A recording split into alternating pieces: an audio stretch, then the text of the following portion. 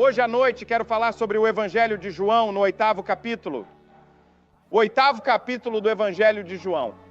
E essa passagem das Escrituras, o versículo 32, o versículo 32 do capítulo 8 do Evangelho de João. E vocês conhecerão a verdade, e a verdade os libertará. Essas são as palavras de nosso Senhor Jesus Cristo. Ele está tendo um debate com alguns dos líderes religiosos de sua época. E ele disse, vocês conhecerão a verdade. Você precisa saber a verdade se quiser ser livre. Esta noite quero falar sobre verdade e liberdade. Atualmente ouvimos falar muito sobre ambos. Você sabe, há um antigo juramento escocês no qual se baseia o nosso juramento americano que diz o seguinte: eu me comprometo perante Deus Todo-Poderoso, perante o qual darei uma resposta no dia do julgamento, a dizer a verdade, toda a verdade e nada além da verdade. Jesus disse, vocês conhecerão a verdade e a verdade os libertará. Agora, nessa passagem das Escrituras, Jesus falou sobre duas personalidades. Ele discutiu Deus por um lado, que é a verdade, e Satanás por outro, que é um mentiroso e autor de mentiras. Eis o que Jesus disse. Ele foi bastante duro em algumas coisas que disse. Ele se voltou para esses líderes religiosos e disse, vocês são do seu pai, o diabo, e farão o que o seu pai deseja. Ele foi homicida desde o princípio e não permaneceu na verdade, porque não havia verdade nele. Quando ele profere mentira, fala do que lhe é próprio, pois é mentiroso e pai da mentira. Jesus disse que existe a mentira e a verdade. E em 2 Tessalonicenses, no 2º capítulo, é-nos dito que nos últimos dias desta era haverá um sistema chamado mentira. E uma grande ilusão tomará conta das pessoas daquela geração. Eles acreditarão em uma mentira. E eles rejeitarão a verdade. Muitas pessoas acham que estamos vivendo nessa geração. E o apóstolo Paulo disse no 1º capítulo de Romanos que as pessoas daquela época haviam transformado a verdade de Deus em uma mentira. E em segundo lugar, não apenas trocamos a verdade de Deus por uma mentira, mas Paulo disse em Romanos, no 1º capítulo, no versículo 18, que detém a verdade em injustiça. Em outras palavras, você pode conhecer a verdade e não vivê-la. Isso é manter a verdade de Deus em injustiça. A Bíblia diz que a ira de Deus é contra essas pessoas. E é por isso que Cristo foi tão amargo em sua denúncia contra os hipócritas. Você tem a verdade intelectualmente, mas não a vive. Jesus disse, você me serve com os lábios, mas seu coração está longe de mim. Você pode manter a verdade em injustiça, e isso provoca a ira de Deus. E em terceiro lugar, Paulo disse, julgamento de acordo com a verdade, Romanos 2:2. Mas temos certeza de que o julgamento de Deus é de acordo com a verdade. Em outras palavras, um dia Deus julgará o mundo. Sim, há um dia de julgamento chegando. Tão certo como eu estar aqui, um dia de julgamento está chegando. E Deus vai nos julgar de acordo com a verdade. Vivemos de acordo com a verdade? Será que acreditamos na verdade? Você aceitou a verdade? Qual foi nossa atitude em relação à verdade? Ou será que trocamos a verdade por uma mentira? Ou será que defendemos a verdade em injustiça? Deus nos responsabilizará, diz a Escritura. Jesus disse que você precisa conhecer a verdade, e a verdade o libertará. Agora você sabe, é isso que a filosofia tem feito, e é isso que a ciência faz, e é isso que fazemos na psicologia. Em todos os campos de estudo, em todas as disciplinas, estamos buscando a verdade. Estamos tentando descobrir quais são as leis. Estamos tentando descobrir qual é a verdade. Agora, desde a infância, aprendemos que o fogo é quente. Aprendemos que o gelo é frio. Aprendemos que fazer o mal nos faz sentir culpados e que fazer o bem nos faz sentir bem. Aprendemos isso cedo. Você vê, todos nós estamos realmente em uma busca pela verdade. Qual é a verdade sobre mim mesmo? De onde eu vim? Por que Deus nos colocou neste planeta, se é que existe um Deus? E para onde estamos indo? Existe vida após a morte? Estou procurando respostas. Todos nós somos, consciente ou inconscientemente. Fazemos a nós mesmos estas perguntas. O que é a verdade? A mesma pergunta que Pilatos fez há 2000 anos. E é por isso que muitos desses jovens estão tomando LSD e drogas psicodélicas que expandem a mente. Eles estão tentando encontrar algumas experiências que os levem a algum tipo de verdade espiritual. Agora, a verdade é importante na matemática, é importante na química, é importante na ciência e é importante na vida espiritual. Isso é importante para a moralidade. É importante que você descubra a verdade. Jesus disse: você conhecerá a verdade. Não são permitidas suposições nem especulações. Na aviação, você pode cometer um erro hoje em dia e se chocar com outro avião. Você precisa saber a verdade. Agora, disse Jó, eu sei que meu Redentor vive. O apóstolo Paulo disse: eu sei em quem tenho crido. O apóstolo João disse que você pode saber que está salvo hoje. A Bíblia ensina que você pode conhecer a verdade. Você pode encontrar a verdade. Você pode acreditar na verdade. Mas qual é a verdade? Toda religião e toda filosofia podem ter um pouco da verdade. Mas há um lugar onde você pode encontrar toda a verdade. Jesus disse: todo aquele que é da verdade ouve a minha voz. Buda disse: ainda estou buscando a verdade no final de sua vida. Mas Jesus fez essa afirmação surpreendente. Jesus disse: eu sou a verdade.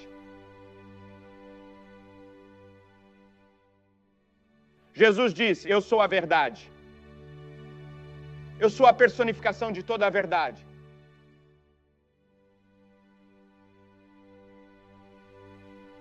E se você quiser ir para o céu, precisa acreditar nisso.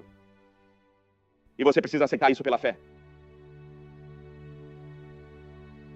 Bem, você diz que qualquer pessoa que chegue e diga que eu sou a personificação de toda a verdade deve estar mentalmente perturbada. Ele é um egocêntrico. Sim, você pode fazer isso. Você pode defender isso. Talvez Jesus só tenha mentido. Ele sabia que isso não era verdade e simplesmente mentiu. Sim, essa é uma das opções. Mas suponha que ele seja a verdade. Suponha que ele seja a personificação de toda a verdade. E você rejeitou e trocou a verdade por uma mentira. Então você cometeu um erro fatal para a eternidade. Agora, eu pessoalmente acredito que Jesus é a verdade. Creio que ele é a personificação de toda a verdade. Aceitei isso pela fé. E quando dei esse passo e tomei essa atitude, isso mudou minha vida. E é muito simples. E ele simplificou tanto que você pode conhecer a verdade, que um cego, um surdo, um negro, um amarelo, um vermelho, o homem instruído pode vir e conhecer a verdade. O homem instruído pode saber a verdade. As pessoas sem instrução podem saber a verdade. Conheço pessoas que não têm nenhum tipo de instrução e sabem dessa verdade. E isso lhes dá satisfação e alegria. Conheço professores de grandes universidades e conheço alguns dos maiores cientistas. Eles aceitaram isso como verdade e se curvaram em humildade diante do Cristo da ciência, e isso mudou suas vidas. A verdade, a mais profunda verdade em simplicidade, para que qualquer pessoa possa vir e qualquer pessoa possa acreditar, até mesmo crianças. Whittier disse certa vez que buscamos a verdade no mundo. Chamamos o bom, o puro e o belo da pedra esculpida e do pergaminho escrito, de todos os campos arados da alma e dos cansados buscadores do melhor, voltamos carregados da busca e descobrimos que todo o cenário está montado no livro que nossas mães leram. Jesus Cristo, a história de Cristo, ele é a verdade. E Jesus disse isso no mesmo capítulo, no versículo 24, ele disse: se vocês não acreditarem, ouçam isto, se não acreditarem que eu sou ele, vocês morrerão em seus pecados. Se você não acreditar que eu sou a personificação de toda a verdade, você morrerá em seus pecados. Você precisa vir, acreditar, aceitar e se comprometer. Sim, Cristo afirmou ser a verdade suprema. E Jesus disse a verdade. Ele disse a verdade sobre o pecado. De onde vem a luxúria, a ganância, o orgulho, o ódio, o ciúme e as brigas? Por que as pessoas se odeiam? Porque eles lutam e matam e toda geração tem uma guerra? Já tivemos 55 guerras desde a Segunda Guerra Mundial. Por que tudo isso ao longo da história? A Bíblia nos diz que o homem tem uma doença do coração chamada pecado. Porque de dentro do coração dos homens é que procedem os maus pensamentos, e os adultérios, e as prostituições, e os homicídios, e os furtos, e a avareza, e a maldade, e o engano, e a blasfêmia, e a soberba. Todas essas coisas vêm de dentro e contaminam o homem. Estamos sofrendo de apenas uma doença no mundo. Na verdade, nosso problema não é racial. Nosso problema não é de pobreza. Nosso problema não é de guerra. Nosso problema é um problema cardíaco. Precisamos mudar o coração, transformar o coração. É por isso que Jesus disse que você precisa nascer de novo. Você precisa ter uma nova natureza, um novo coração que será dominado pelo amor. Ah, mas quando saímos e dizemos que devemos amar uns aos outros, logo descobrimos que não temos a capacidade de amar uns aos outros. Onde você vai conseguir isso? Você vê, o Espírito de Deus entra em nosso coração no momento em que recebemos Cristo e Ele começa a produzir em seu coração amor, alegria, paz, paciência e temperança. Todos esses frutos do Espírito são produzidos sobrenaturalmente pelo Espírito Santo quando você recebe Cristo. Ele disse a verdade sobre o que está errado no mundo. E então ele disse a verdade sobre nossa responsabilidade social, nossa responsabilidade para com o próximo. No capítulo 25 de Mateus, no início do versículo 35, você encontrará isso. Pessoas tinham fome. Eles estavam doentes, cansados, com frio e foram visitados na prisão. Eles foram visitados e ajudados. E no julgamento Jesus os elogiou. Eles disseram: mas Senhor, nós não sabíamos que tínhamos visitado você. Nós não sabíamos que tínhamos alimentado você. Não sabíamos que tínhamos feito isso por você.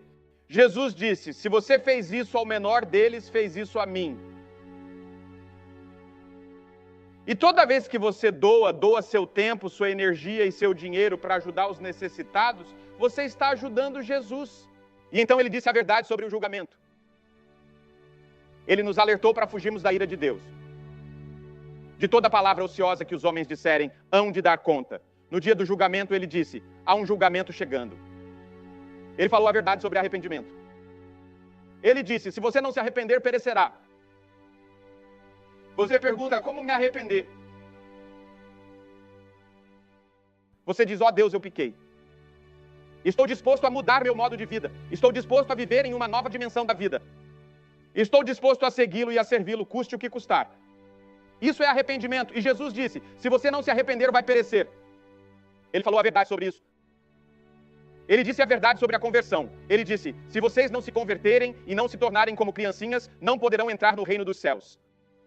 Seja convertido. Temos medo dessa palavra na religião. Nós o usamos em tudo mais, mas não nas religiões. Os jovens querem uma experiência. Eles querem algo que tenha significado. Eles têm seus acontecimentos e querem fazer suas coisas, querem tomar suas drogas, querem se divertir. E na igreja sufocamos qualquer tipo de experiência religiosa. Jesus disse que você precisa se converter. Lembro-me do dia em que me converti.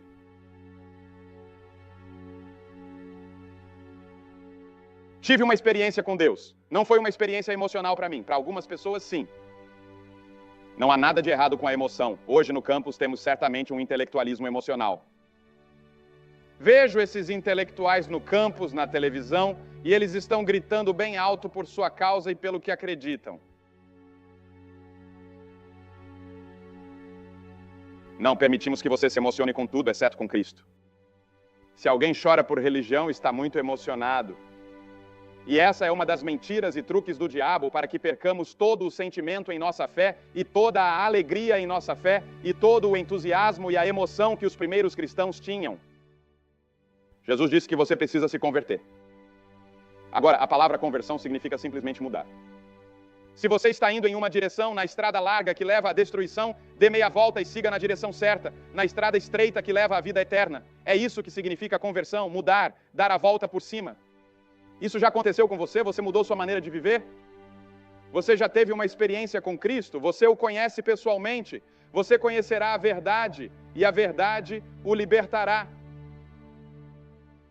Sei que há muitas pessoas que pensam que já são livres e não conhecem a Cristo. Eles acham que sabem como viver.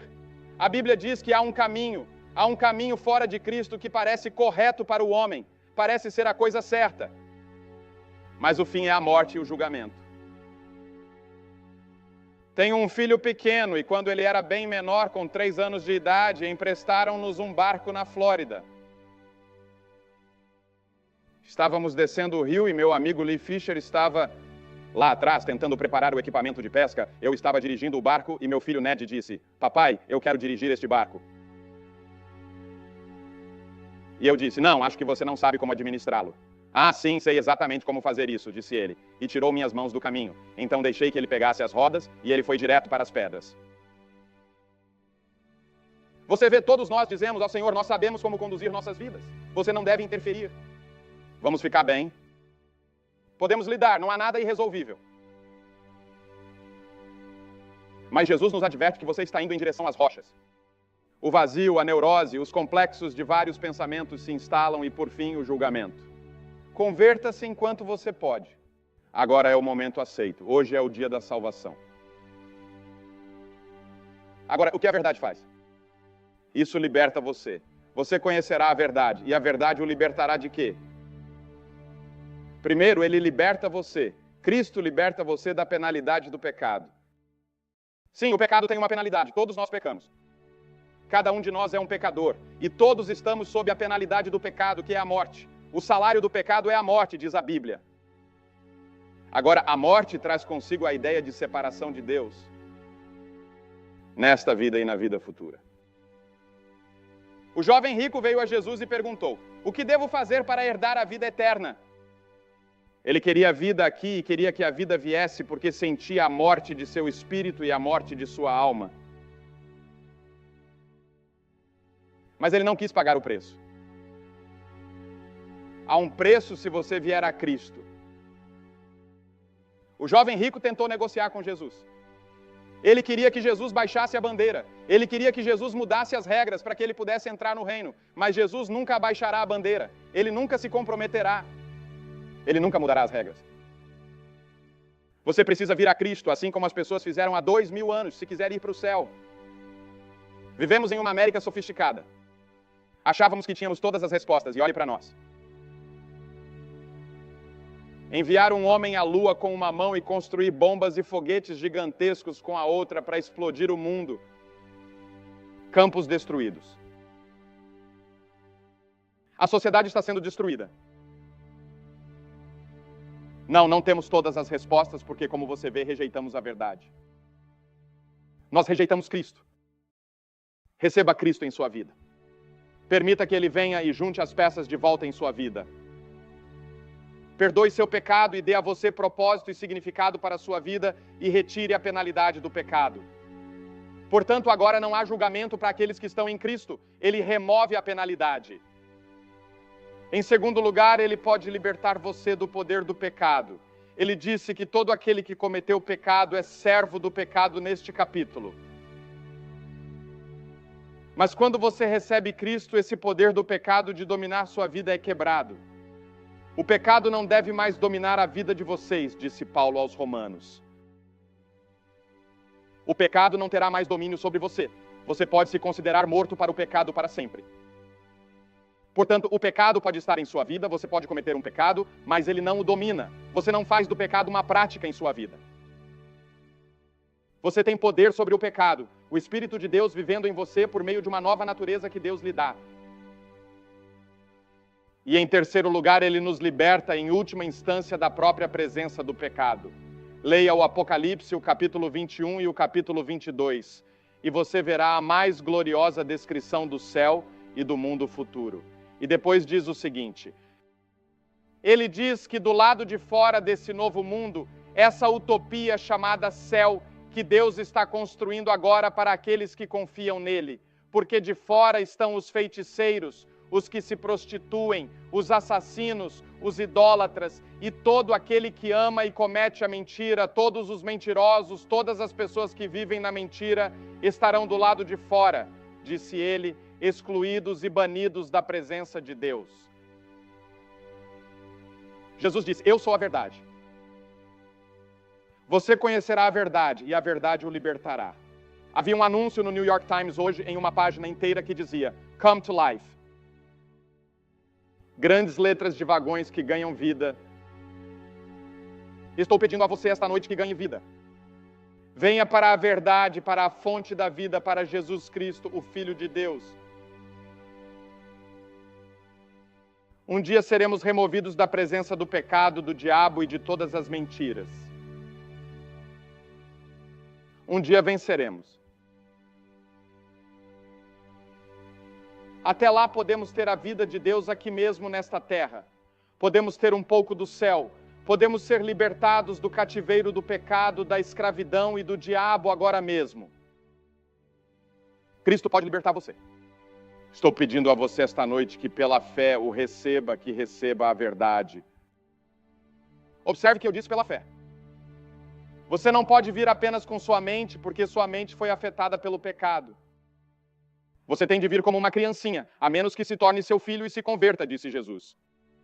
Você precisa vir como uma criancinha, por meio da simples fé infantil em receber.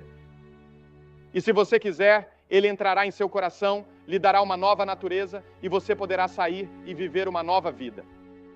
Agora, é difícil, duro e difícil seguir a Cristo. Não quero que você tenha nenhuma falsa ilusão. Mas quando você assume esse compromisso, não volta para o mundo, para a sua casa e para o seu bairro, para viver a vida cristã sozinho. Ele vai com você. Vou pedir a você que venha hoje à noite e o receba aberta e publicamente. Cada pessoa que ele chamou no Novo Testamento, ele chamou publicamente. Havia um motivo para isso. Ele disse, se não me reconhecer perante os homens, não o reconhecerei perante meu Pai no céu. Venha publicamente. Vou pedir a vocês de todas as partes deste estádio que se levantem de seus assentos, centenas de vocês, e venham se posicionar em frente a esta plataforma, em silêncio e com reverência, e digam esta noite, quero receber Cristo, eu quero a verdade. Quero que a verdade domine minha vida. Mas levantem-se e venham agora, homens, mulheres, jovens. Deus falou com vocês hoje. Precisam de Cristo. Venham. Vamos esperar.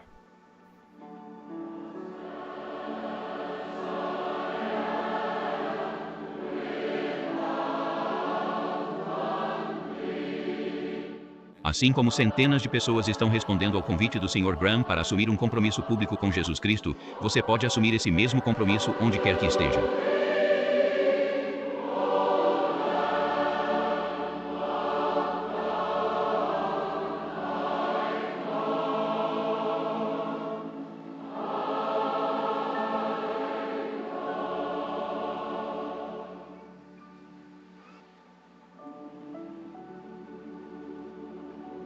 Não sei se você pode ver essa grande cena aqui no Garden, em Nova York ou não, mas centenas de pessoas estão vindo de todas as partes desse grande anfiteatro para receber Cristo como o caminho, a verdade e a vida em seu coração. Você pode assumir esse mesmo compromisso agora mesmo em sua casa, onde está assistindo à televisão. Que Deus ajude você a assumir esse compromisso esta noite.